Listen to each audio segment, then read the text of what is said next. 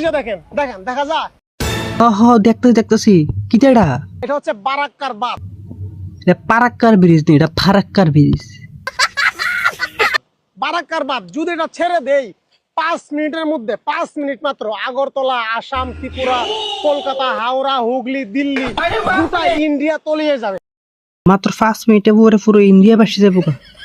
তুই সারা দে না ভাই, তুই সারা দে, তুই ফারাক্কার ব্রিজের বাঁধ যেতটা আছে সবটি সারা দে, তুই সার। আরে মেন্টাল, তোর বাংলাদেশে কি তা ভূগোল বই নামে কিছু আসেনি? আর আমরা ভারতবর্ষ যদি জল ছাইড়া দিই, বাংলাদেশে পুরা ডুবে যাবে তোরা। তো ডুববে পুরা, তোর পাত্তা পাওয়া যেত না তোরা। আর যদি জল নাও সারি, তোরা জমি যেত, গাছ তো দূরের কথা, ধানও উঠতো না।